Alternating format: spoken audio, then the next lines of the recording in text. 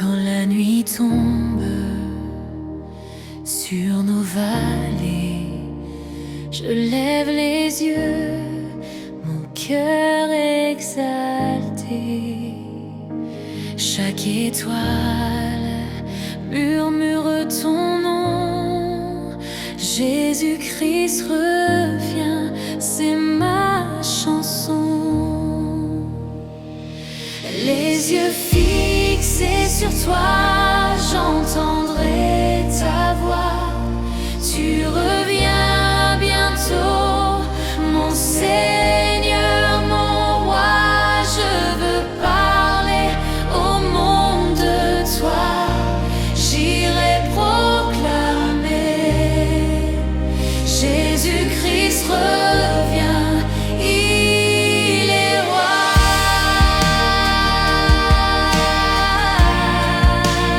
Jésus-Christ revient, Jésus-Christ revient, il est roi. Les nations ne cessent de chercher un mot d'amour pour les soulager. Dieu nous envoie pour les éclairer, pour qu'elles croient en lui, car il revient. Briller comme les étoiles, scintiller pour lui, demeurer en lui, marcher dans ses voies, pour que chaque cœur entende nos voix. Allons proclamer Jésus-Christ revient, il est roi.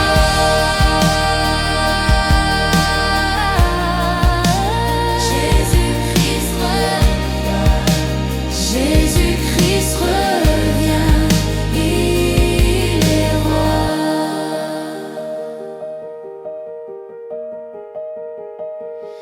Briller comme les étoiles, scintiller pour lui, demeurer en lui, marcher dans ses voies, pour que chaque cœur entende sa voix. Allons proclamer Jésus-Christ revient, il est roi.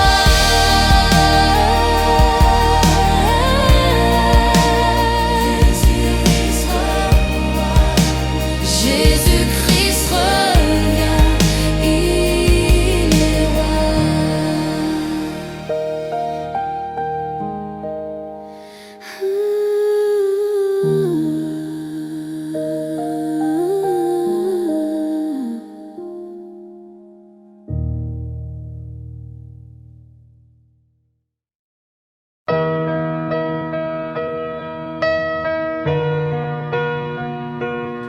La longue attente. Il est, c'est vrai, difficile d'attendre. Dans le nord de l'Himalaya, 41 ouvriers se sont retrouvés piégés derrière un énorme tas de décombres suite à l'effondrement d'une section d'un tunnel en construction.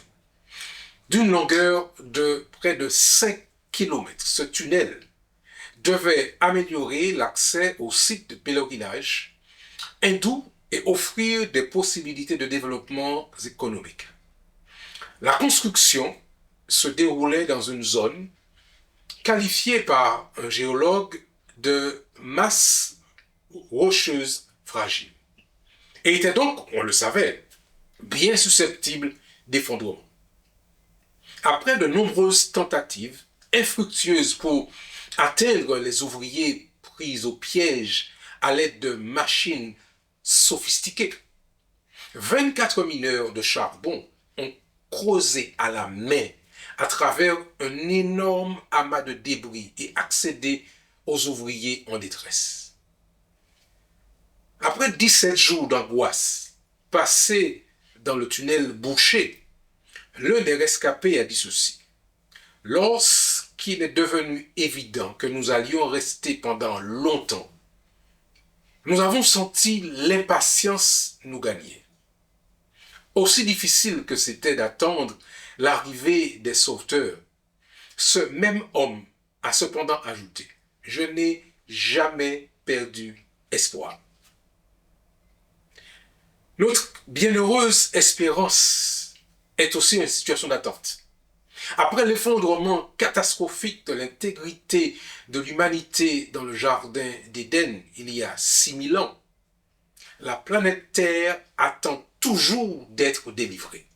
La création tout entière soupire et souffre les douleurs de l'enfantement, selon Romains chapitre 8, verset 22. Aux quatre coins du globe, les gens sont confrontés à des défis qu'aucun être humain ne peut résoudre. Alors que les pressions personnelles, physiques, relationnelles et sociales continuent de s'intensifier, rien ne suggère que l'intervention humaine puisse répondre aux défis auxquels nous sommes actuellement confrontés. Pourtant, en tant qu'enfants de Dieu, nous nous réjouissons d'un avenir radieux. Car, à l'instar du sauvetage spectaculaire qui a permis de secourir ces 41 hommes en aide, la seconde venue de Jésus interrompra un jour la vie telle que nous la connaissons et inaugurera l'éternité. Il essuiera toute larme de leurs yeux et la mort ne sera plus, et il n'y aura plus ni deuil, ni cri, ni douleur, car les premières choses ont disparu, selon Apocalypse 21, verset 4. Comme l'Église a longtemps proclamé la seconde venue de Jésus, écrit et soupiré après elle, certains peuvent se demander s'il est raisonnable de croire que Jésus va bientôt revenir. Alors qu'écrivains et orateurs soulignent la méchanceté qui règne dans le monde comme preuve de la proximité du second avènement, nous nous souvenons que ce monde de péché dure depuis longtemps. Le premier individu né ici-bas est devenu un meurtrier, Caïn, il y a plus de 4000 ans. La corruption affectant cette planète était si grande que Dieu a détruit le monde par un déluge. Seuls 8 individus y ont échappé. Il n'est donc pas étonnant que certains disent où est la promesse de son avènement, selon 2 Pierre 3, verset 4. Mais le croyant qui anticipe la bienheureuse espérance garde à l'esprit ce que dit la Bible. Nous marchons par la foi et non par la vue, selon 2 Corinthiens 5, verset 7. Bien que nous ne puissions pas connaître ni le jour ni l'heure du retour de Jésus, nous avons toutes les raisons de croire que Dieu est fidèle à sa parole. Il nous faut donc attendre l'accomplissement de sa promesse. Certains érudits pensent que lorsque Caïn vit le jour, Ève crut qu'elle avait donné naissance au Messie. Ellen White a écrit qu'Adam et Ève reçurent leur premier-né avec joie, dans l'espoir qu'il serait le libérateur. Mais l'accomplissement de la promesse fut différé. Plusieurs milliers d'années s'écoulèrent avant l'avènement du Messie. Après que Dieu eut promis à Adam le pays de Canaan, environ un demi-millénaire s'écoula avant l'entrée des enfants d'Israël dans la terre promise. Un Hébreu réduit en esclavage sous le soleil brûlant de l'Égypte aurait pu être tenté de croire que le peuple de Dieu resterait en captivité pour toujours. Lorsqu'il s'éleva sur l'Égypte, un nouveau roi qui n'avait point connu Joseph, selon Exode 1, verset 8, l'idée de la terre promise aurait pu paraître fantaisiste. Cependant, dans une série de miracles spectaculaires, le premier-né de chaque famille égyptienne périt. Des colonnes de feu et de nuées guidèrent et protégèrent le peuple de Dieu. Et la mer Rouge s'ouvrit de façon miraculeuse, permettant au peuple de Dieu d'échapper à sa captivité après une longue attente. Le peuple de Dieu fut enfin libre. Il entre dans la nature humaine de regarder l'accomplissement des prophéties et d'essayer d'évaluer à quel point le retour de Jésus est imminent. Guerre, épidémie, instabilité financière et progrès technologique nous suggèrent tous que la seconde venue de Jésus est imminente. Après avoir énuméré les signes de sa venue, Jésus informa les disciples des siècles futurs. Quand ces choses commenceront à arriver, dans Luc 21, verset 28, nous saurons alors que son retour n'est pas seulement proche, mais aussi à la porte, selon Matthieu 24, verset 33. Pourtant, des mères et des pères en Israël, autrefois convaincus qu'ils verraient le retour de Jésus de leur vivant, s'endorment à leur tour sans voir les cieux se retirer comme un livre qu'on roule, selon Apocalypse 6, verset 14. Alors, où en sommes-nous aujourd'hui? Les signes des temps révélés par Jésus sont moins des panneaux indiquant la distance à parcourir que des panneaux indiquant la route sur laquelle on se trouve. Au Royaume-Uni, une personne conduisant de Londres à Leeds sait, en quittant Londres, qu'elle a environ 320 km à parcourir jusqu'à sa destination. Cependant, même si elle ne connaît pas la distance à parcourir, un panneau lui indiquant qu'elle se trouve sur la N1 lui permet de savoir qu'elle est sur la bonne route. Dans le livre évangélisé, Ellen White écrit « De grands changements vont bientôt se produire dans le monde et les événements de la fin vont se précipiter. »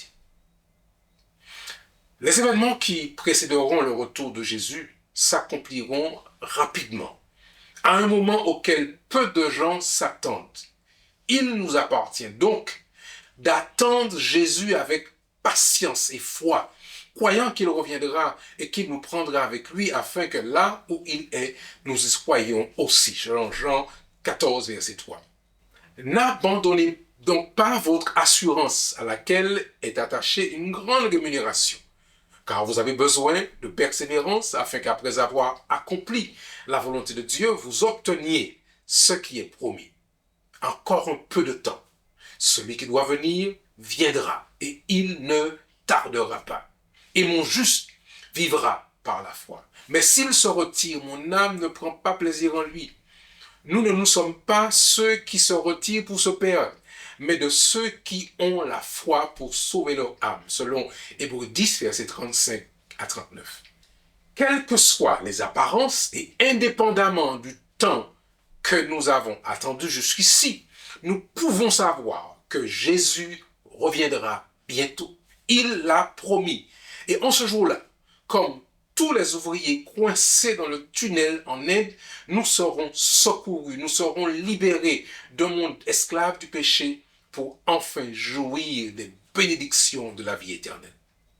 Puissent nos semblables dire de nous, peuple de Dieu, que nous n'avons jamais perdu espoir. Après la prière qui va suivre, je vous invite, chers amis, chez vous, là où vous êtes à la maison, à échanger ensemble autour de l'attente et à faire en sorte que cette attente soit forte, qu'elle soit engagée, parce que nous savons que notre Seigneur est fidèle dans sa promesse. Prions ensemble. Père éternel, nous voulons te remercier de ta promesse que tu nous as faite. Maintenant, Père, donne-nous de rester fidèles, patients dans cette attente, puisque ta promesse est certaine et véritable. Que tu bénisses ton peuple, et que tu nous garantes et que tu nous trouves prêts le jour de ton retour prochain. Nous te prions, Père, au nom de Jésus et pour ta gloire. Amen.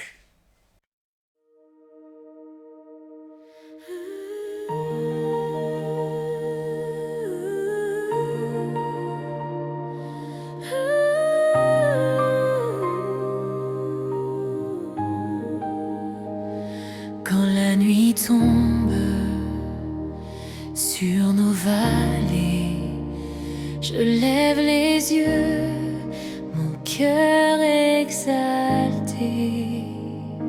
Chaque étoile murmure ton nom.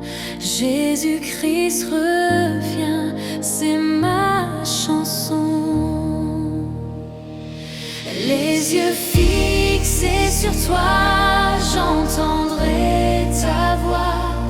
Tu reviens bientôt, mon Seigneur, mon roi. Je veux parler au monde de toi. J'irai proclamer Jésus-Christ revient, il est roi.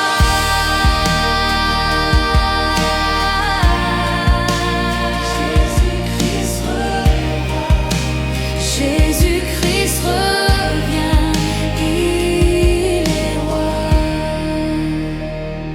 Les nations ne cessent de chercher un mot d'amour pour les soulager. Dieu nous envoie pour les éclairer, pour qu'elles croient en lui, car il revient. Brillez comme les étoiles, scintillez pour lui, demeurez en lui, marchez dans ses voies, pour que chaque cœur entende nos voix. Allons proclamer Jésus-Christ revient, il est roi.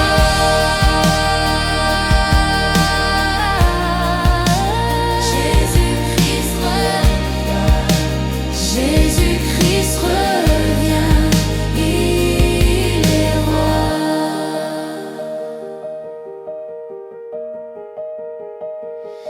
Brillez comme les étoiles, scintillez pour lui, demeurez en lui, marchez dans ses voies, pour que chaque cœur entende sa voix.